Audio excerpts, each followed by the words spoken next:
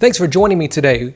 We are going to be talking about part 2 of the best tow vehicle for a leisure travel van or any Sprinter-based 3500 chassis that is equipped to tow up to 5,000 pounds. Spoiler alert, you can't tow 5,000 pounds.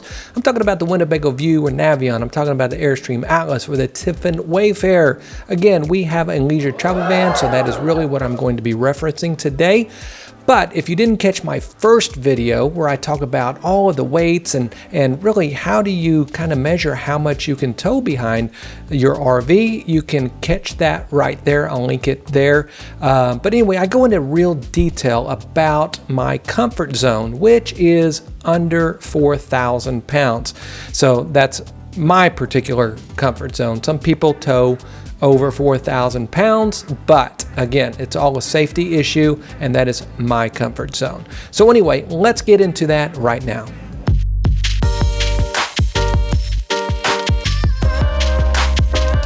Okay, in that last video, I was really kind of concentrating on more of an outdoor type vehicle, the Jeep Wrangler 2-door, the Jeep Cherokee Trailhawk, or the Subaru Cross Trek. And you saw in that video that my conclusion was the Subaru Cross Trek was probably the better solution just because of the lower weight. But it's a manual transmission, and that can be a downside to some people. Some people that's an upside. But today I want to talk about more everyday vehicles. And so we're going to be talking about automatic transmissions, things that's not really difficult to put into tow mode and that you can tow behind an RV without messing up your warranty. A lot of people don't want a tow vehicle, and totally understand that. You got to pull it, you got to drag it, everything that goes into that. And so some people just going to take off in their leisure travel van or their other Sprinter-based RV and be totally fine, because you can park in grocery parking lots and gas stations, and it's not really a big deal. Bigger deal than a car or an SUV, but it's really not that big of a deal to do everyday driving in it. But if you really want true freedom and you want to get out, you want to leave your RV there at the campsite plugged in and with your water hooked up and your electric hooked up and everything like that, and you don't want to hook every time you either want to go out to eat or go explore the surrounding areas, this is a perfect way for you to carry a car with you that is not going to impact you terribly much, but there's a lot of setup, a lot of cost to that, and we're going to go over those right now. So let's get into the first car I'm talking about.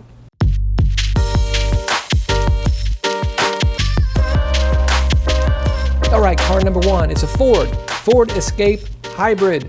So the Ford Escape Hybrid, that's right, I said hybrid, has to be the hybrid for 2020, 2021 models. You can't just go buy any old Ford Escape and flat tow it. I believe you used to could. You'd have to do your due diligence and check which years those were flat towable. But now it has to be the hybrid model. What all goes into that, I have no idea. But these are definitely flat towable without voiding your warranty, completely safe. And so the hybrid is a great vehicle. And so in fact, the new interiors in those things, it kind of, remind me of the Transit, that the leisure travel van Wonder is on, and whatever RV you're making on those Transit had that center screen that looks really, really nice with CarPlay and everything like that. Now then, what I really like about the hybrid is you can get them, I believe if you get the front wheel drive model, it's about 3,400 pounds, which I think is absolutely fantastic, because you're going to be able to put a little bit extra stuff in that tow vehicle that you may not get in your leisure travel van because of weights. Now, again, if you want to go through and see how I did all of those calculations, click that video there. It's going to tell you all about it. But this is going to give you extra weight that you can carry and not go over your gross combined vehicle weight rating or your OCCC. And so this is a fantastic way to get a lower weight vehicle in order to carry more stuff, if you're into carrying more stuff. So what's also great about the hybrid is the gas mileage. It gets up to 44 miles per gallon, which is pretty good. Going to offset some of those, the lower gas mileage that you get on the leisure travel van. Anywhere from 12 to 17 is what you get in those things. And so if you're into fuel mileage and, conserving as much fuel as you can, then the hybrid may be the best way to go. Now then, with the cost on that, the lowest price you're going to get is about $28,000. MSRP, and then they go all the way up, which is probably the way you're going to want to get it with some of those options, probably that CarPlay capabilities and the good media system, things like that, probably around the 33,000 mark. So then the weight's great, fuel mileage is great. It's a really nice looking car, so I don't think you can go wrong with the Ford Escape Hybrid.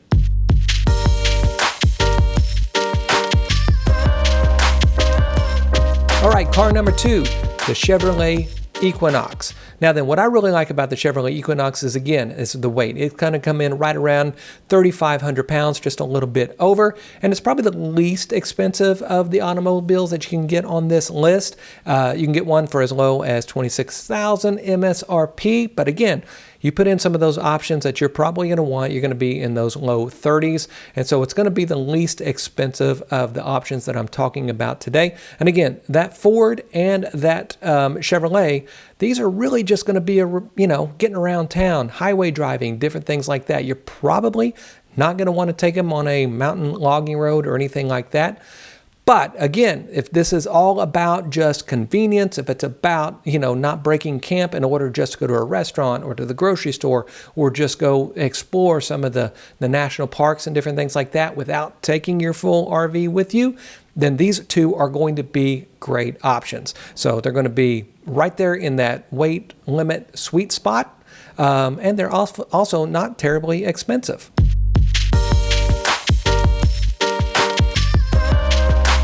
All right, car number 3 is a really, really big deal. Now then, if you saw my last video, I talked about that Jeep Cherokee Trailblazer with Active Drive 2. So on a Jeep Cherokee, you can't, just like with the Ford Hybrid, you have to have a certain package in order to flat tow it. Well, on the Jeep Cherokees, you can't just go and get a Jeep Cherokee and flat tow it. Has to have Active Drive 2. And if you saw my last video, that was that Trailhawk trim level. But the problem with the Trailhawk is it was like 4,200 pounds, something in that area.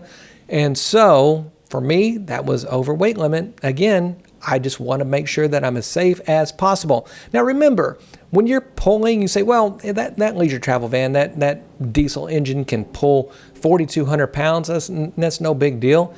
Of course, I mean, once you get going, you could probably pull that by hand. The problem is stopping it. That's where really the weights come into play.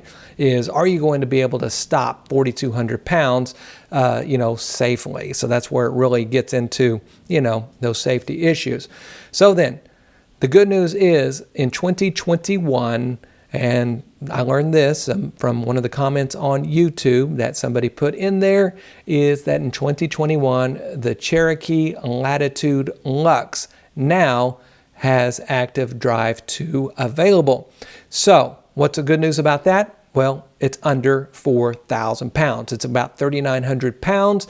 You get that great Jeep Cherokee, you get the four-wheel drive, you get the off-road capabilities of the Jeep in a good-looking vehicle as well. Now then, the only downside about that is it is the most expensive. The lowest you're going to be able to get into that Jeep is $35,000. That is the starting price, and it just goes up from there once you start adding on options.